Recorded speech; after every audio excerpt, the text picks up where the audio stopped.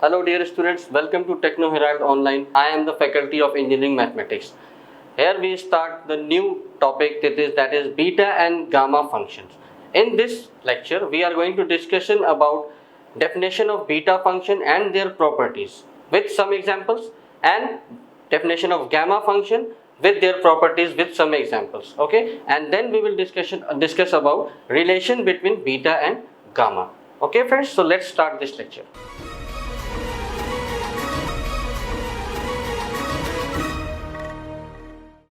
तो अब हम कैलकुलस का अगला एक इम्पॉर्टेंट टॉपिक जो हम लोगों का है वो है बीटा एंड गामा फंक्शन। बहुत इंपॉर्टेंट है, मतलब नहीं भी तो इससे 2 क्वेश्चन तो ज़रूर आने ही आने हैं। ठीक है, तो और इसमें भी हमें थोड़ा सा डेफिनेट इंटीग्रल की प्रॉपर्टीज़ को ध्यान में रखना है, उसका बहुत यूज़ है। ठीक है, थोड़ा बहुत इंटीग्रेशन भी हमें आना ही चाहिए। चलिए देखते हैं इसमें हम कैसे कैसे क्या है ये beta and gamma function.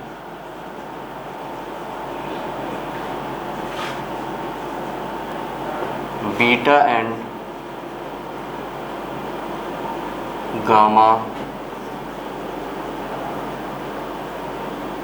Function. ठीक है, आज हम स्टार्ट कर लेते हैं बीटा फंक्शन। स्टार्ट तो वैसे हमें दोनों का ही स्टार्ट करना होगा। ठीक है, क्योंकि बीटा और गामा एक दूसरे से रिलेटेड भी है। ठीक है, इन दोनों का एक टॉपिक भी है कि relation between beta and gamma, और वहाँ से एक इम्पॉर्टेंट प्रूफ भी है वो कि एग्जाम पॉइंट ऑफ व्यू से बहुत इंपॉर्टेंट भी है। ठीक है, तो बीटा एंड गामा आज इस दोनों टॉपिक का हम बेसिक जान लेते हैं कि इसका स्टैंडर्ड फार्मूला, इसके बेसिक कैलकुलेशन वगैरह क्या है। ठीक है, चलिए देखते हैं। लिखेंगे फ्रेंड्स, थोड़ा सा इसमें 1-2 सेंटेंस है, ज़्यादा नहीं। That the beta function is defined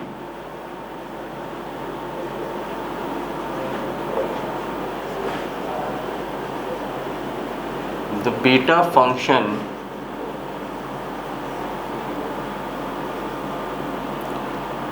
is defined as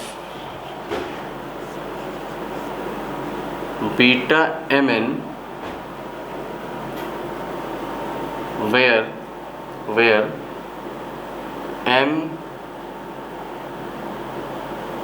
mn both greater than 0, where mn both greater than 0 and is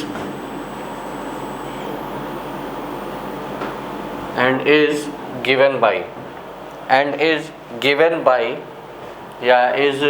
by and is defined by defined by the definite integral, and that is beta mn। इसे ही हम beta पढ़ रहे हैं। ठीक है ना, ये beta Greek word से इसको एक्सप्रेस किया जाता है। Beta mn is equal to होता है x to the power m minus 1 minus x n minus 1 dx, और इसकी लिमिट होती है friends 0 to 1 where m greater than 0 and n is also greater than 0। ये है बीटा mn का expression, ये है बीटा mn का एक्सप्रेशन। ठीक है, याद रखेंगे इसे। Beta mn is equal to definite integral 0 to 1 x to the power m minus 1 minus x to the power n minus 1 dx, where m and n both are greater than 0। Okay friends, clear है ये फॉर्मूला। अब लिखेंगे friends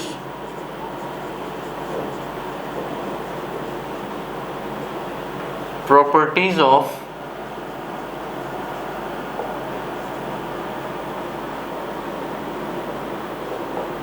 beta function, properties of beta function। First property है that beta M N is equal to beta N M. First property क्या कह रही है? That beta M N is equal to beta N M. इसको in other words में symmetry भी कहते हैं। Symmetry of beta function, symmetry of beta function. ठीक है, ये सारी जितने भी प्रॉपर्टीज लिख रहे हैं हम ध्यान रखेंगे, बीटा एंड गामा फंक्शन की जितनी भी प्रॉपर्टीज हम लिखेंगे, ये सब प्रॉपर्टीज का proof exam point of view के लिए बहुत इंपॉर्टेंट है। ठीक है, एकदम आँख बंद करके हमें उसे सीख लेना है कि how we are going to prove this. ठीक है, बहुत इजी है, कोई ऐसा मुश्किल नहीं है। डेफिनेट इंटीग्रल के हमें कुछ प्रॉपर्टीज़ को ध्यान में रखना है। ओके, चलिए सेकेंड प्रॉपर्टी लिखेंगे friends, that beta m comma n is equal to integral 0 to infinitive x to the power m minus 1 upon 1 plus x m plus n dx, x to the power m minus 1 upon 1 plus x m plus n dx, या फिर यही integration, यही definite integral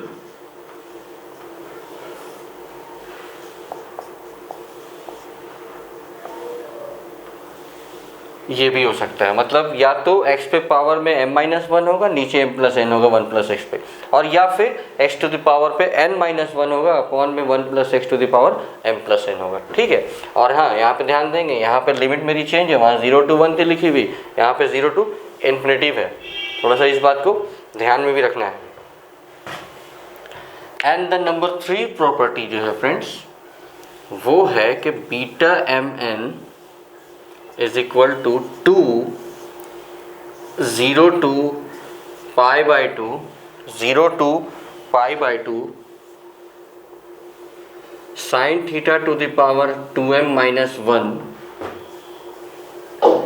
cos theta to the power 2n minus 1 d theta।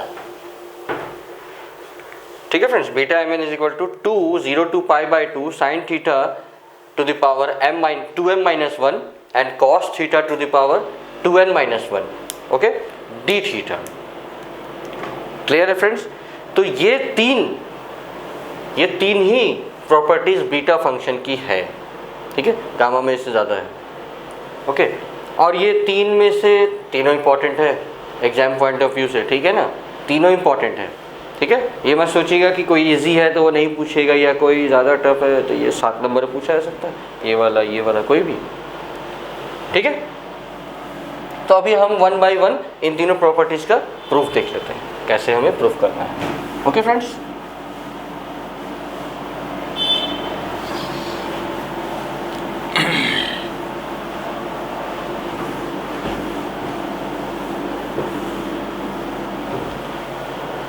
हाँ, expression जो नीचे जो third वाला लिखा हुआ था, जो इस टाइप से लिखा हुआ था 0 से पाई बाई 2 नीचे में आपने एक्सप्रेशन लिख चुके हैं, उस एक्सप्रेशन को एक्चुअल में ऐसे लिखा जाता है,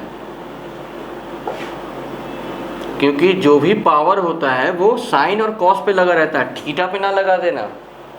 ओके, थीटा पे पावर नहीं लगाना होता है, इसीलिए मैंने इसको बाहर रख के दिखाया आपको। ठीक है, लेकिन एग्जाम में हो सकता है कि वो ना लिखा हो, ये लिखा हो, तो कंफ्यूज नहीं होइएगा, दोनों एक ही चीज़ है। ठीक है, ये पावर जो होता है ये इसका मतलब हो जाता है कि ये होल पावर है साइन थीटा के ऊपर। ऐसा नहीं कि जो पावर होता है वो थीटा पे होता है, थीटा पे नहीं होता, साइन पे होता है। ठीक है ना, एज फॉर एग्जांपल जैसे अगर साइन थीटा का होल स्क्वायर लिखा हुआ है तो इसका मतलब होता है साइन स्क्वायर थीटा। ठीक है ना, इसका मतलब ये नहीं होता है, ये नहीं होता है, साइन थीटा का स्क्वायर कभी नहीं होता है। ओके,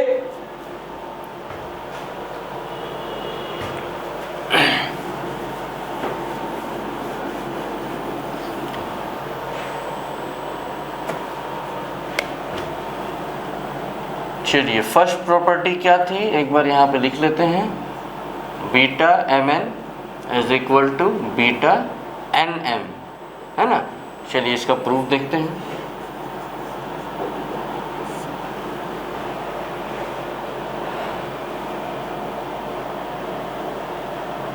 देखिए फ्रेंड्स, ये जो प्रॉपर्टीज़ हैं इनकी प्रूफ्स उस हमारे बीटा एम एन का जो स्टैंडर्ड जो डिफरेंट इंटीग्रल के द्वारा जिससे जैसे मैंने शो किया था बीटा इंटीग्रल फंक्शन को, उसी से सब प्रूफ होना है।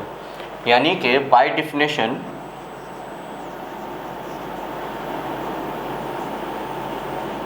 Definition beta M N is equal to क्या लिखा था, 0 to 1 x to the power m minus 1 1 minus x to the power n minus 1 and dx, यही लिखा था फ्रेंड्स, है ना। x to the power m minus 1 1 minus x to the power n minus 1, इसे मान लीजिए इक्वेशन नंबर 1। इसे क्या मान लीजिए, इक्वेशन नंबर 1। अब थोड़ा सा रिवाइंड कीजिए आप, डेफिनेट इंटीग्रल की एक प्रॉपर्टी मैंने आपको लिखाई थी, दैट इफ 0 to a कोई fx है dx, उसे हम 0 to a f of a minus x dx लिख सकते हैं। ऐसा करने से उस इंटीग्रल की, उस डिफरेंट इंटीग्रल की वैल्यू पे कोई असर नहीं पड़ेगा। ये हम प्रॉपर्टी पढ़ चुके हैं। उसी प्रॉपर्टी को अगर हम यहाँ पे अप्लाई करें फ्रेंड्स, तो ध्यान देंगे a के जगह पे क्या है, 1 है। लिमिट मेरी a के जगह पे क्या है, 1 है, और ये है मेरा fx में मुझे a माइनस एक्स पुट कर देना है। चलिए देखते हैं क्या हो जाएगा। तो आ जाइए, 0 to 1, यहाँ पे x की जगह पे 1 माइनस यानी a माइनस एक्स, और ये m टू द पावर यहाँ 1 माइनस, यहाँ भी यहाँ पे एक छोटा सा ब्रैकेट लेके कर लेते हैं, x की जगह पे 1 माइनस एक्स होगा, ओके, और ये n माइनस 1 dx। क्लियर है फ्रेंड्स। यहाँ पे जब ध्यान देंगे ब्रैकेट ओपन जब करेंगे तो ये -1 और माइनस माइनस प्लस एक्स, तो 1 से 1 कैंसिल हो जाएगा, बचेगा क्या, सिर्फ x। तो x को मैं पहले लिख लेता हूँ, 0 to 1 x to the power n minus 1, और इधर बचा है 1 minus x to the power m minus 1 dx। ठीक है, ये आ गई वेरी वैल्यू। अब ध्यान दें, बीटा एम एन होता है तो x पे पावर m माइनस 1 होता है, और 1 माइनस एक्स पे पावर n माइनस 1 होता है। ठीक है ना, जो फर्स्ट वैल्यू है वो x पे, सेकंड वैल्यू 1 माइनस एक्स पे पावर में जाएगी। यहाँ पे ध्यान दें, x पे है n माइनस 1 और 1 माइनस एक्स पे है m माइनस 1, मतलब इसको भी अगर हम by definition of beta function कुछ लिखना चाहें तो हम इसको क्या लिखेंगे, बीटा एन एम, क्योंकि n है यहाँ पे है और m है 1 माइनस एक्स पे गया हुआ है। यानी कि ये मेरा फर्स्ट प्रूफ ऑफ प्रॉपर्टी हो गया friends, beta M N is equal to beta N M आ चुका है। ठीक है, यहाँ पे यूज़ किसका हुआ सबसे ज़्यादा, ध्यान दिया आपने, एक ही चीज़ तो यूज़ हुई है भाई, डेफिनेट इंटीग्रल की प्रॉपर्टी। ठीक है ना, तो वो 8 प्रॉपर्टी जो लिखाई थी वो इम्पोर्टेंस रखती है काफ़ी ज़्यादा इन कैलकुलस। ठीक है, अभी आगे ही बहुत सारे टॉपिक्स में उन प्रॉपर्टीज़ का यूज़ है। ओके, क्लियर है ये प्रूफ सबको। चलिए नेक्स्ट सेकंड प्रूफ को देखते हैं। सेकंड प्रूफ किसको करना है, second property beta M N is equal to integration 0 to infinitive है ना, हाँ 0 to इन्फिनिटिव है।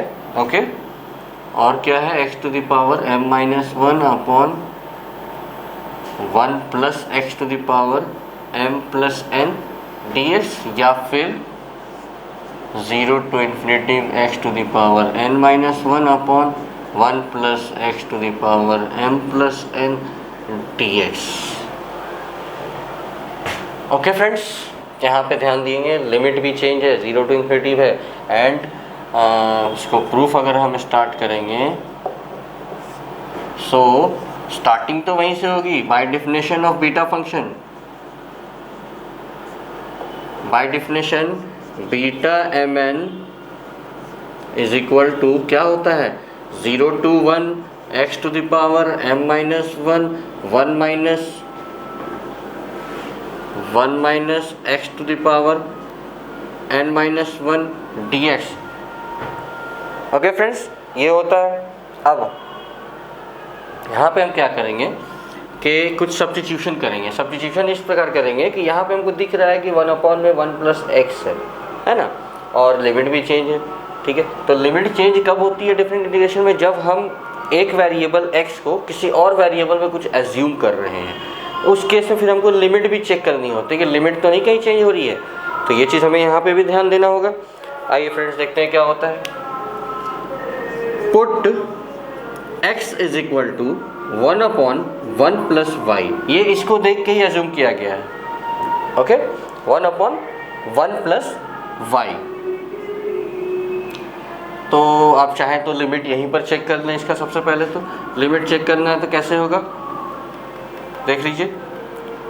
व्हेन x = 0, या फिर आप इसको थोड़ा सा और सॉल्व करके लिमिट भी निकाल सकते हैं। जैसे कि आप एक काम कीजिए, इसे ऊपर भेज दें, 1/x हो जाएगा, ये ऊपर जाएगा, x नीचे आ जाएगा, ठीक है। अब देखें तो क्या हो रहा है, x जब 0 है, x जब 0 है तो 1/0 अनडिफाइंड, तो अनडिफाइंड हो गया तो ये वहाँ जाके माइनस भी होगा, तो y क्या होगा 0, यानी कि at x = 0 y is what, infinitive. Clear है? At x = 0 y is what, infinitive. अब यहीं पर से हम एक ब्रैकेट दे देते हैं, क्योंकि इसी से हम दो अपनी जो लिमिट है, दोनों लिमिट वो कैलकुलेट कर रहे हैं ना। अब x = कितना 1 है, तो 1 रखेंगे तो क्या होगा फ्रेंड्स कि 1, तो ये 1 ही हो गया, 1 कट जाएगा। सो एट x = 1 पे y की वैल्यू कितनी आ रही है, 0 आ रही है। ओके फ्रेंड्स, अब इंटीग्रेशन में हमें पता है कि अगर हम कुछ सब्स्टिट्यूशन करते हैं तो हमें उसे फिर डिफरेंशिएट भी करना होता है। सब्स्टिट्यूशन करते हैं तो कुछ ना कुछ हमको उसको डिफरेंशिएट भी करना होता है। तो डिफरेंशिएट जब करेंगे फ्रेंड्स तो क्या होगा, ध्यान देते हैं।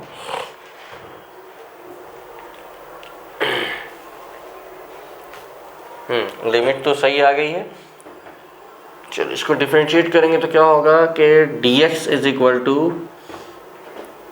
-1/1 + y का होल स्क्वायर dy होगा, ठीक है। u/v आप लगा सकते हो, u/v लगाओगे तो यही आएगा, या फिर ऐसा करो कि 1 + y को ऊपर ले जाओगे तो पावर हो जाएगा कितना, -1 को डिफरेंशिएट करेंगे तो -1 मल्टीप्लाई में आएगा, है ना।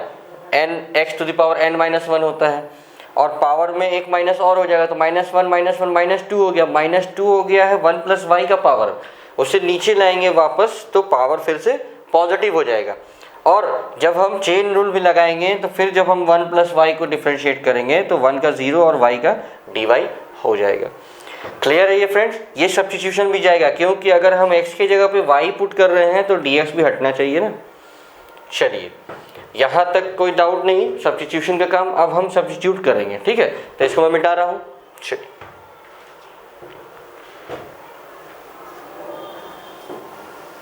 लिमिट याद रखेंगे और इस वैल्यू को याद रखेंगे फ्रेंड्स, dx की जो आई थी।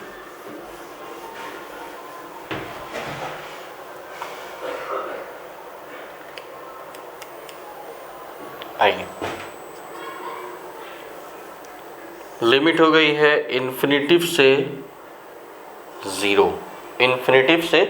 0, ओके। x की जगह पे 1/1 + y⁻m-1, फिर यहाँ पे भी 1 - x की जगह पे 1/1 + y⁻n-1, ओके। dx की जगह पे आया है -1/1 + y का होल स्क्वायर एंड dy आया है साथ में, ठीक है। कोई इशू फ्रेंड्स यहाँ तक? I hope no. थोड़ा सा लाइन टेढ़ी जा रही है, एडजस्ट कर लीजिएगा। ओके, ये जो माइनस साइन है वो तो यहाँ पे आएगा ही आएगा, और उस माइनस साइन को हटाने के लिए क्या मैं लिमिट को इंटरचेंज कर दूँ? अब आगे फिर से एक प्रॉपर्टी डिफरेंट इंटीग्रल की प्रॉपर्टी में साफ साफ लिखा हुआ था कि अगर मैं लिमिट a से b को b to a करूँ तो एक निगेटिव साइन लगाना पड़ेगा। तो उस निगेटिव साइन को हटाने के लिए इसको भी पलट देते हैं, ठीक है। तो ये इसको मैं इंटरचेंज कर दे रहा हूँ 0 to ∞, कोई डाउट नहीं, क्लियर है। अब 1 का पावर कोई मतलब नहीं, बचेगा क्या यहाँ पे 1/1 1 प्लस वाई का पावर m माइनस 1। क्लियर है? यहाँ देखें एलसीएम लेंगे तो क्या होगा, 1 प्लस वाई ऊपर जाएगा और माइनस 1 होगा, 1 से 1 कट जाएगा, सिर्फ ऊपर बचेगा y अपॉन 1 प्लस वाई, है ना। और दोनों पे पावर कितना है, तो भाई n माइनस 1 है। चलिए, और इधर से क्या बचा है, 1 अपॉन 1 प्लस वाई का होल स्क्वायर और साथ में dy। और तो कुछ नहीं बचा, माइनस साइन तो मैंने हटा ही दिया है। चलिए, अब एक चीज़ ध्यान देना कि ऊपर में तो कुछ है नहीं, सिर्फ एक ही चीज़ है, y का पावर n माइनस 1 है। और नीचे में क्या है, 1 प्लस वाई है 3 जगह, है ना।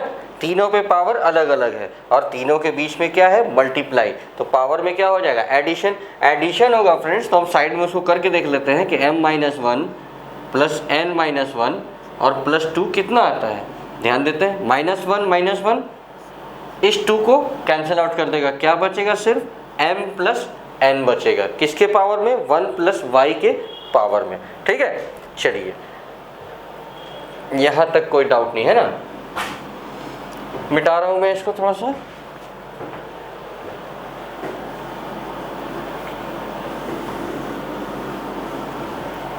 तो स्टेप क्या हो गया फ्रेंड्स हमारा, दैट 0 टू इन्फिनिटी, ऊपर में है y to the power n minus 1 upon 1 plus y to the power m plus n, और यहाँ पे एक बचा है dy। कोई डाउट फ्रेंड्स, क्लियर है यहाँ से ये स्टेप। चलिए, वेरी गुड। अब फिर से आइए डेफिनेट इंटीग्रेशन की प्रॉपर्टी। डेफिनेट इंटीग्रेशन की एक प्रॉपर्टी थी फ्रेंड्स कि अगर integration a to b fx dx हमें करना हो, किसी एक वेरिएबल में कोई फंक्शन लिखा हुआ है, तो उसी लिमिट में हम उस वेरिएबल को किसी और वेरिएबल में भी लिख सकते हैं, यानी fy dy भी लिख सकते हैं। ठीक है, यहाँ पर हम जहाँ पे y है उसे भी हम x में रिप्लेस कर सकते हैं, है ना, इसी प्रॉपर्टी के अकॉर्डिंग। तो x to the power n minus 1 upon 1 plus x to the power m plus n, और यहाँ हो जाएगा dx, यहाँ हो जाएगा dx। ये आ गया हमारा प्रूफ। क्लियर है, beta mn is equal to इतना प्रूफ्ड हो गया। और जब ये हो गया है तो ये भी उसी तरह से हो जाएगा। ओके फ्रेंड्स, क्योंकि आपको पता है कि बीटा mn और बीटा nm सेम होता है, इसलिए ये और ये दोनों इक्वली हो जाएगा। ओके,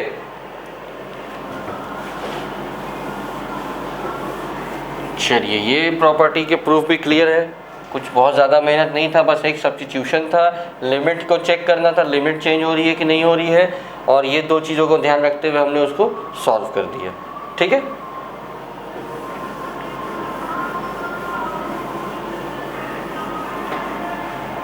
हम लोग आते हैं फ्रेंड्स अब तीसरी प्रॉपर्टी के ऊपर।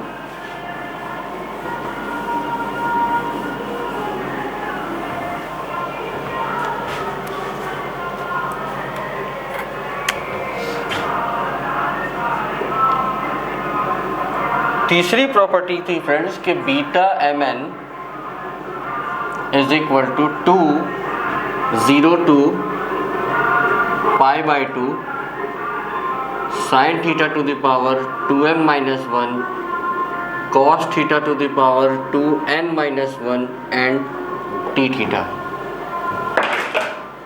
सॉरी फ्रेंड्स, ये कहाँ चला गया?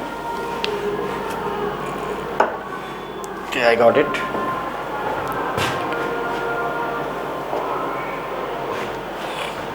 ठीक है, चलिए, एंड इसकी प्रूफ में भी starting bye definition beta mn के ही डेफिनेशन से, जो बीटा mn का इंटीग्रल, डेफिनेट इंटीग्रल का जो फॉर्मूला है उसी से होनी है।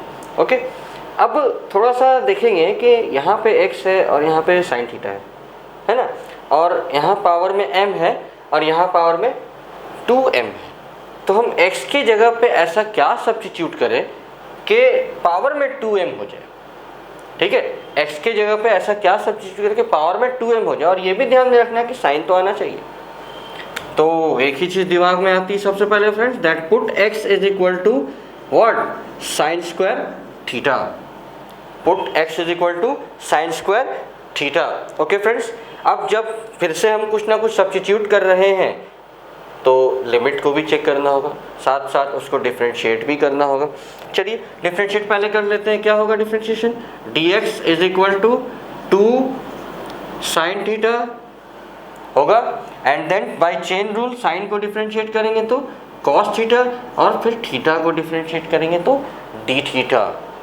ओके, ये हो गया। ds भी तो रिप्लेस होना है जब हर चीज़ थीटा में जा रही है तो।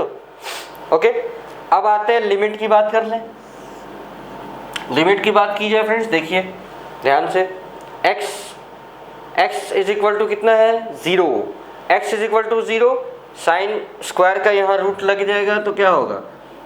0 का रूट तो 0 ही होता है भाई। तो sine theta equal to 0, sine theta equal to 0 मतलब साइन की वैल्यू 0 कब होती है? 0 डिग्री पे ही होती है। तो मतलब थीटा क्या आया? 0 ही आया। मतलब x इज इक्वल टू 0 पे थीटा भी कितना आया? 0 ही आया। कोई डाउट फ्रेंड्स? नहीं। अब x is equal to 1, upper limit x is equal to 1, ये स्क्वायर इस पे गया तो रूट अंडर रूट 1 की वैल्यू भी 1 ही होती है। So sine theta is equal to 1, sine theta में 1 कब आता है? Sine theta is the increasing function, 0 से 1 तक जाता है, 0 डिग्री से π/2 है ना, π/2 पे 1 आती है ना। ये उसका ग्राफ भी होता है साइन का, यहाँ पे 1 आती है π/2 पे, और फिर वो यहाँ के 0 हो जाता है पाई पे 0, और यहाँ पे इसकी वैल्यू π/2 पे 1 आ जाती है। ठीक है फ्रेंड्स, कोई डाउट नहीं। उसके बाद वो कर्व फिर इस तरीके से आगे जाता है साइन वेव।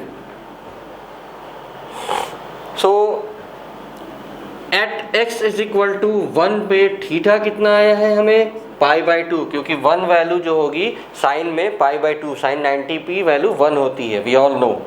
क्लियर? लिमिट आ गया, डिफरेंशिएट कर लिया, सब्स्टिट्यूट क्या करना है वो भी पता है। अब हम सब्स्टिट्यूट करेंगे हमारे डेफिनेशन वाले बीटा mn के फॉर्मूले पे। ओके फ्रेंड्स, चलिए। By definition beta mn is equal to 0 to 1 x to the power m minus 1, 1 minus x to the power n minus 1 and dx। Okay, सो यहाँ पे क्या हो जाएगा? 0 तो 0 ही था, 1 के जगह पे लिमिट क्या चेंज हुई है? π/2, एंड x के जगह पे हमें क्या पुट करना है friends? Sign square theta power m minus 1, यहाँ पे भी sign square theta power n minus 1, और dx के जगह पे क्या पुट हो रहा है? 2 sine theta cos theta d theta. Okay friends, no doubt. Now ये जो 2 है, इस 2 को यहाँ हम इंटीग्रेशन साइन के बाहर रख सकते हैं, और ये 0 से π/2 रहेगा। ओके, यहाँ ध्यान देंगे, ये 2 इस पावर में मल्टीप्लाई होगा तो क्या हो जाएगा? Sign theta to the power 2m minus 2 होगा। कोई डाउट नहीं? गुड। अब 1 माइनस साइन स्क्वायर थीटा याद होना चाहिए कि पढ़ा हुआ है हमने ट्रिगो में 11th में, 1 माइनस sine square theta is equal to cos square theta. सिर्फ 11th में नहीं, आपने ये 10th में भी पढ़ा है ना, 10th में भी पढ़ा है। 1 माइनस sine square theta is equal to cos square theta होता है। सो कॉस स्क्वायर थीटा और उसका भी जो पावर 2 है वो इस पे मल्टीप्लाई हो जाएगा, तो क्या हो जाएगा? कॉस थीटा का पावर 2n माइनस 2। ओके, 2 को तो मैंने बाहर रख दिया है, यहाँ पर सिर्फ क्या बचा?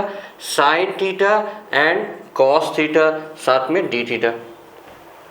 ओके फ्रेंड्स, अब ध्यान देंगे, यहाँ पे 2 जगह साइन है, यहाँ पे साइन का पावर कुछ है, यहाँ पे साइन का पावर 1 है, दोनों में मल्टीप्लाई है, तो पावर में क्या होगा? एडिशन। यहाँ पे मतलब एक +1 आएगा, +1 आएगा तो -2 + 1 कितना होगा?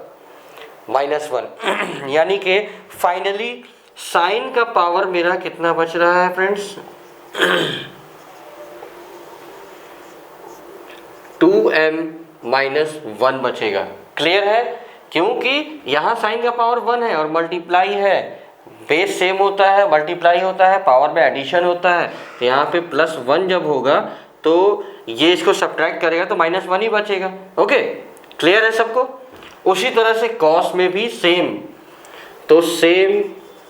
तो कॉस का पावर हो जाएगा 2n-1, और यहाँ पे आ गया डी थीटा। यही थी हमारी property number 3 beta mn is equal to 2 into integration 0 to π/2 sine theta to the power 2m-1 cos theta to the power 2n-1 D theta. Okay friends, ये तीनों प्रॉपर्टीज का प्रूफ इम्पॉर्टेंट है। Clear? Beta function के definition से तीनों properties को proof किया गया है। आप इसको एक बार अच्छे से नोट डाउन करने के बाद एक बार इसकी खुद से प्रैक्टिस कर लीजिएगा तो आप भूलिएगा नहीं। बहुत इजी स्टेप है, ठीक है। सबके सब डिफिनेशन के ऊपर ही प्रूफ हो रहे हैं। सिर्फ सब्स्टिट्यूशन आपको याद रखना है कि हमने क्या क्या सब्स्टिट्यूट किया है ना। फर्स्ट प्रॉपर्टी में तो कोई सब्स्टिट्यूशन भी नहीं था।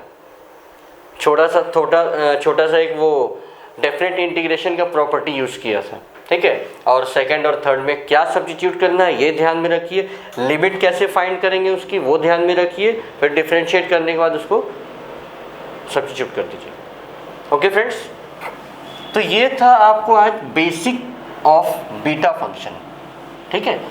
अब हम कुछ बेसिक देखेंगे गामा फंक्शन का भी।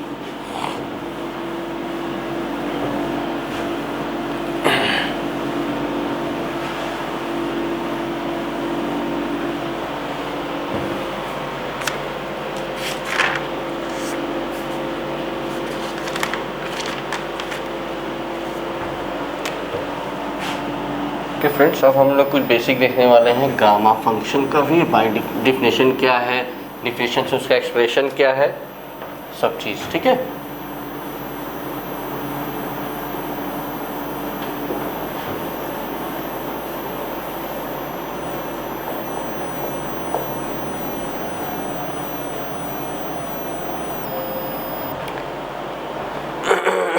तो लिखेंगे फ्रेंड्स इसकी एक छोटी सी definition, that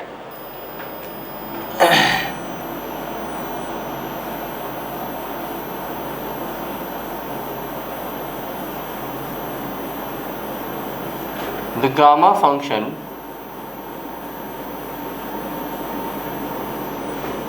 is denoted by gamma n। ये गामा का साइन है, ओके। क्लियर है? ये गामा का ही साइन है, ध्यान में रखेंगे। इसे हम रीड करते हैं क्या, गामा n बोलते हैं, ठीक है। गामा n इसे हम पढ़ेंगे, denoted by gamma n and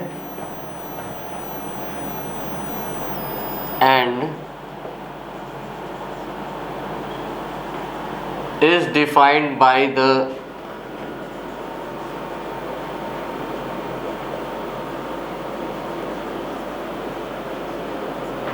definite integral, is defined by the definite integral. So gamma n is equal to what? It is 0 to infinity e to the power minus x to the power n-1 dx। Okay friends, 0 to infinity e to the power minus x to the power n-1 dx, where n is always greater than 0, where n is always greater than 0। ये चीज़ यहाँ पे भी लिख लेंगे, where n is always greater than 0, ठीक है। ध्यान दे रहे हैं कि वेरिएबल जो है x वो दो जगह है, एक तो e के पावर में निगेटिव साइन के साथ, और फिर उसी x पे जो गामा n का n है वो -1 के साथ लगा हुआ है, ठीक है। x to the power n-1। Clear है फ्रेंड्स? यही है गामा फंक्शन का फॉर्म इन डेफिनेट इंटीग्रल, ठीक है। बीटा mn का भी था डेफिनेट इंटीग्रल का ही रेस्पेक्ट में, क्या है 0 to 1 था वहाँ पे, यहाँ पे 0 to infinity है। क्लियर है? अब हम कुछ गामा फंक्शन की प्रॉपर्टीज को देखते हैं कि इसकी क्या क्या प्रॉपर्टीज है।